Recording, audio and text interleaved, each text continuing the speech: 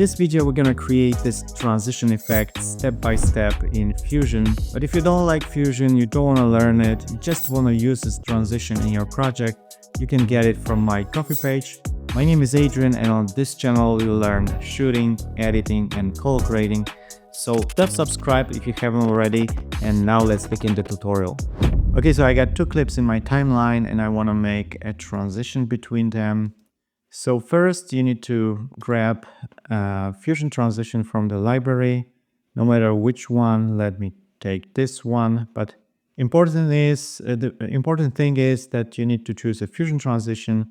So let's take this one. I don't know even what it is. This is just a base for our work.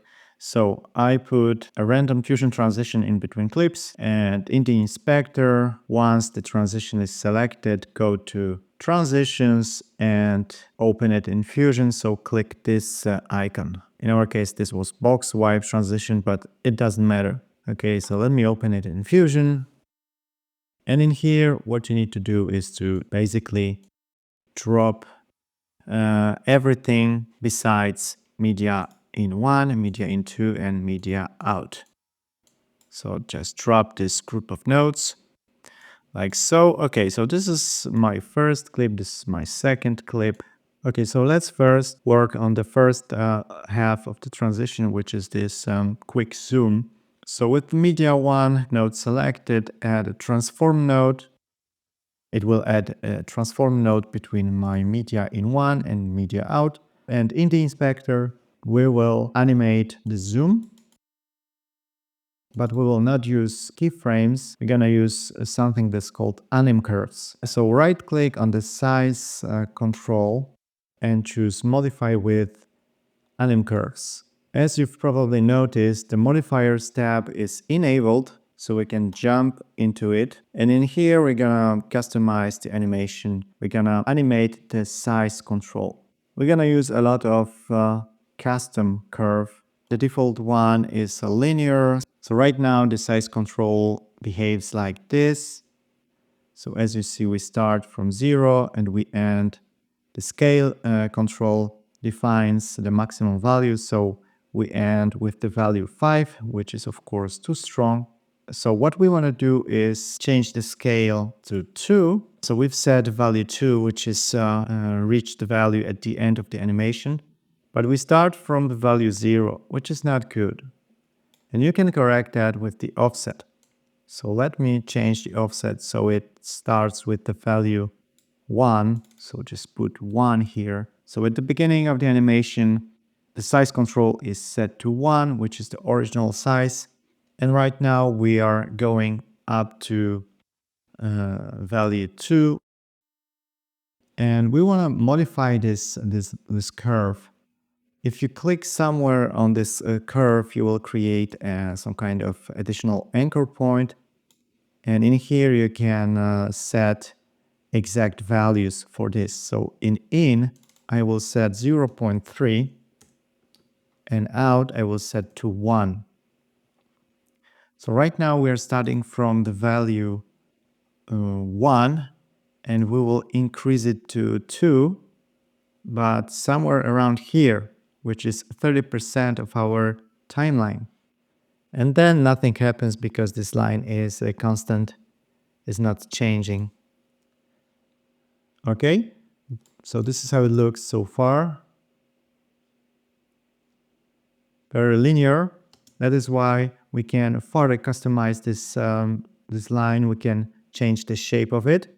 So if I click this end of the line, this anchor point, I can change the ramp of it. And what I'm gonna do, I'm gonna create this shape. So as you see at the beginning, I'm even increasing the size, and then I'm going up to the value 2.0. So this is how it looks frame by frame.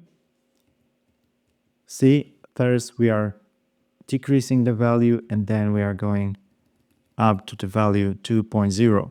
Hope that makes sense. So this is how it looks. Then we want to add some blurriness to it so it looks even more organic. So with the transform node selected, Let me arrange my nodes a bit. I will place them closer to each other so you can see the whole composition on one screen. So with the transform node selected, open selection tool, shift space, and search for directional blur and add. In directional blur, what you can do is change type to zoom, which is our case. And you can, as you see, you can change the length of it. So this is the control that we're going to animate also using anim curves. Right click on the length control, modify width, anim curves, switch to modifiers tab. In here, change the curve to custom. And what I'm gonna set here is scale 0.2. And as before in the transform node, I'm gonna also create additional anchor point here. I'm gonna set 0.3 in and 1 in out. So this length is increasing up to this value. As the animation is progressing, we are adding more and more blurriness to it. And as before, I'm gonna change the shape of this curve so it behaves more natural, like that. And this is what I got so far. Okay, so we got our transition ready up to this point, and from here, which is around 30% of the timeline, we should start seeing the second clip. So what we're gonna need is from the selection tool, search for dissolve node, that one, and connect the media into the green triangle. What the dissolve node basically is doing is switching between background and foreground. Background is our yellow triangle, foreground is our green triangle, and this control is changing it gradually from 0 to 1. You can change also the operation. We'll actually change it to additive dissolve, and let's animate the background foreground control the same way as we did for transform and directional blur. So right click, modify width, anim curves, switch to modifiers, change curve to custom, and add the same anchor point than before, like so. But this time, we need to make sure that the second clip is starting to appear from right around here. So our anim curve should look like, in here you should have 0 actually. Sounds like this. So from this point, we're gradually starting to see the second clip. But of course, the behavior of it need to be changed. I will make it more dynamic. I want the second clip to start appearing in a more dynamic way. Sound like this. Let me check it. It can even start earlier, so I can change this point and move it to the left a bit, maybe 0.28. Yeah, it's better. We can fine-tune it later on as well. Then we want to add this warpy effect once we hit the second clip. So with the media into selected, from the selection tool again, search for warp, drip. Search for drip and add. And in here, we need to animate phase control and amplitude, because right now it looks like this. It's not moving. This dripping effect is not moving at all. So we need to, first of all, animate the phase control. So right click, modify with anim curves.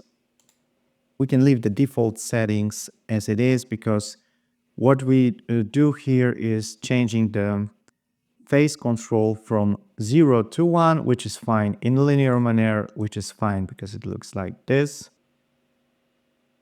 But we want this drip effect to fade out, so we also need to animate amplitude so it decreases over time. So let me animate that as well, modify width, anim curves, modifiers. But in here, we're gonna need to customize the curve. So first off, we need to add this anchor point at 0.3 and out to 0. We don't want to have the scale set to 1 because it's too intense, it's too strong. I will set it to something 0.04. I want this effect to be visible from around this point in time and gradually decrease to 0 at the end of the animation. So let me add another anchor point somewhere here.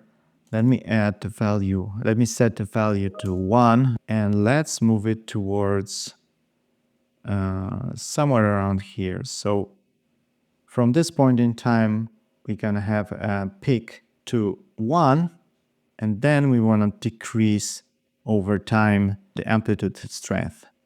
So let me click the end of this line, set the value to 0, like so. But as before, I will nicely shape this so it looks more natural. So let me do something, maybe something like this. Okay, let me preview how it looks. Yeah, that looks much better now. And finally, to make it more dynamic, at the end I will add the shake effect. So select the dissolve node and from the selection tool search for camera shake.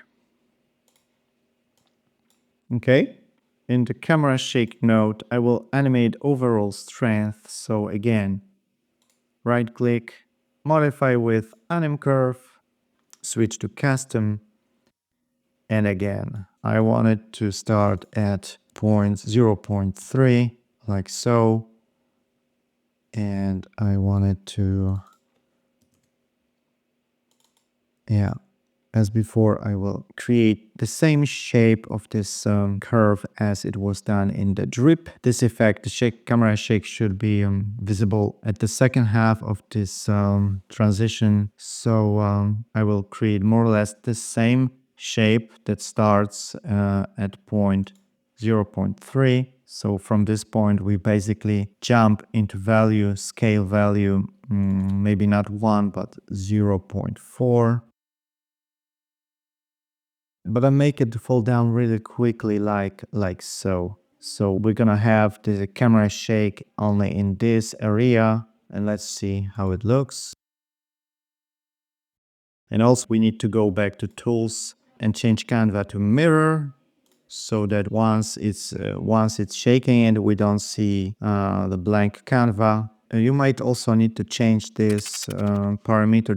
You change this also in the transform node in edges.